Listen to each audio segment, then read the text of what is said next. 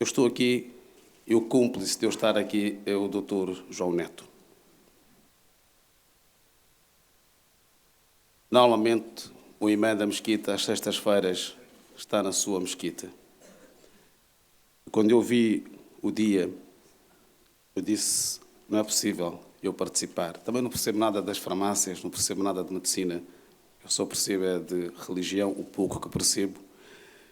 Então temos que conversar. E o Dr. João Neto disse, está bem, eu vou ter consigo à mesquita. Eu disse, não, podemos falar ao telefone, que eu não posso participar. Ele veio, convenceu-me e cá estou. Portanto, a culpa é dele. Obrigado, Dr. João Neto. Obrigado pela sua motivação. E, sem dúvida, vendo a sua motivação, chego à conclusão que a Associação Nacional das Farmácias é daquelas instituições, tudo o que faz com muita motivação. Um bem-aja para vocês. 40 anos. É interessante o número 40. Se perguntarmos aos judeus quanto tempo ficou Moisés até receber os 10 mandamentos, foram 40 dias. Deus disse a Jesus, jejua durante 40 dias.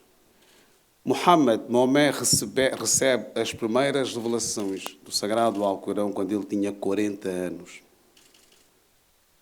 Dizem as religiões monoteístas que durante 40 dias, quando falece alguém, a nossa alma anda por aí e depois de passar os 40 dias jamais poderá voltar. Então o número 40 está um pouco ligado às religiões monoteístas. E também dizem que quando o homem, ser humano, não só homem do sexo masculino, quando chega aos 40 é que atinge a maturidade. Portanto, até aos 40 é a idade da inocência. Muito sinceramente, depois de ouvir aquilo que nós vimos anteriormente a esse clipe, há pessoas que dedicam, há pessoas que fazem tudo para servir o outro sem qualquer nenhum interesse.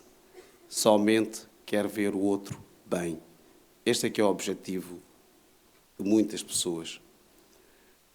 Faz parte da nossa cultura cuidarmos da nossa saúde. Mente sã e o corpo sã.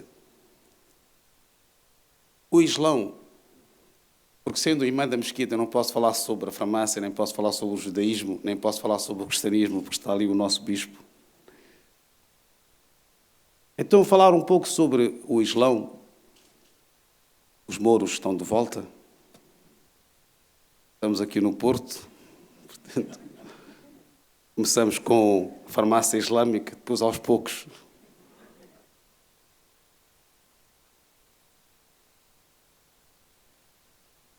Com calma, temos muito tempo.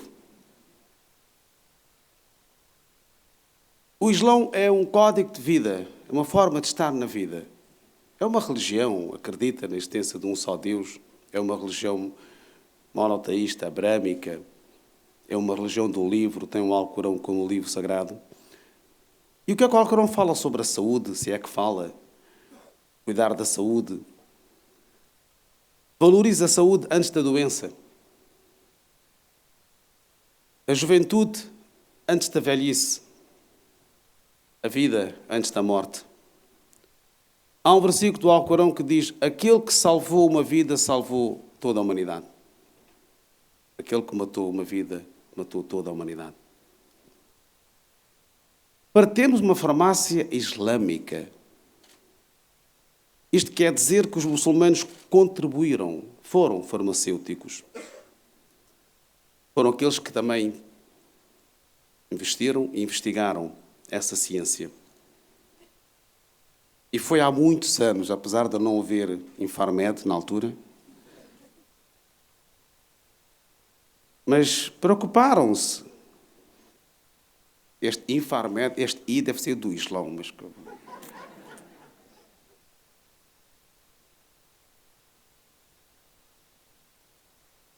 Quando alguém... Nós temos a vida do profeta Muhammad, Maomé, como modelo.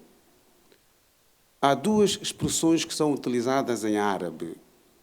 Há uma doença espiritual, pois há uma doença física.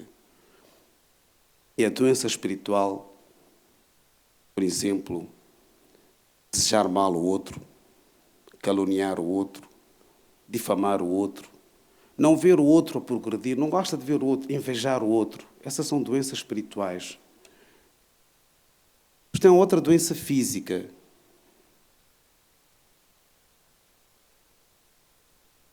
Uma serpente.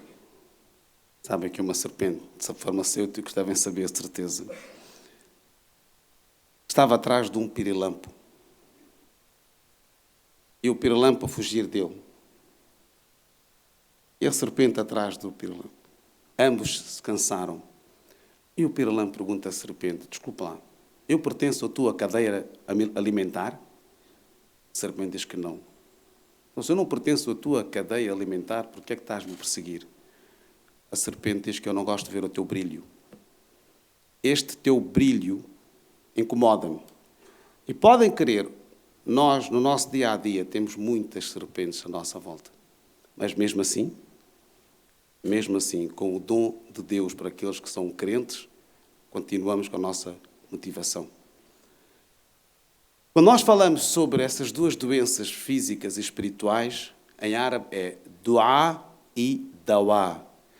Du'a é pedir uma prece, uma oração.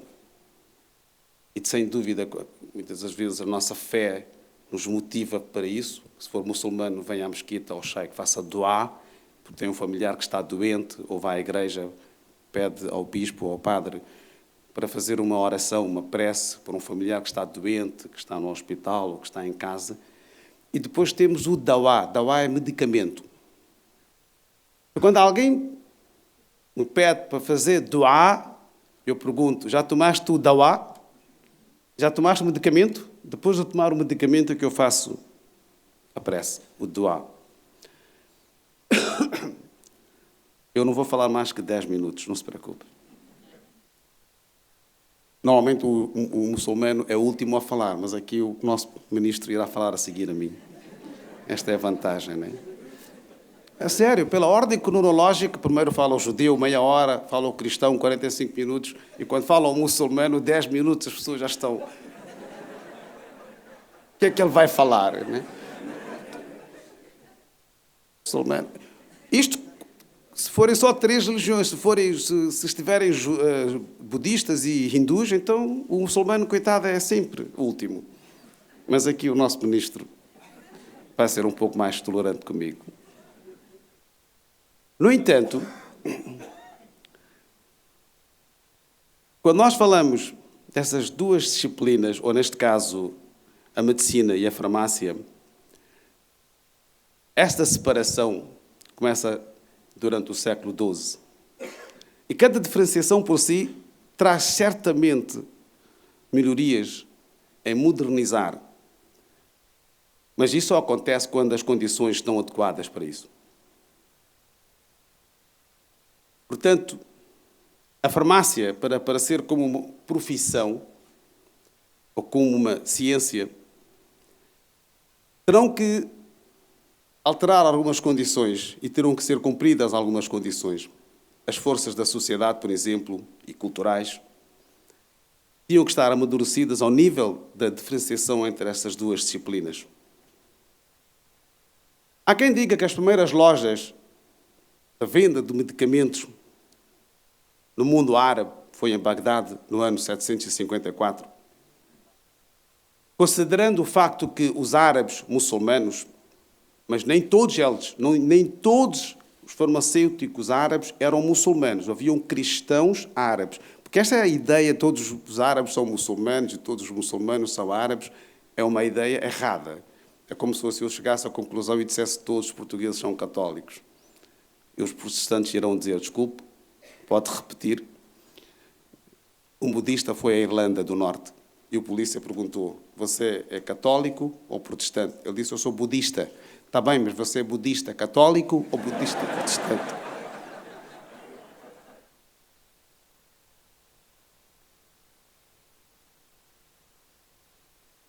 Se suma.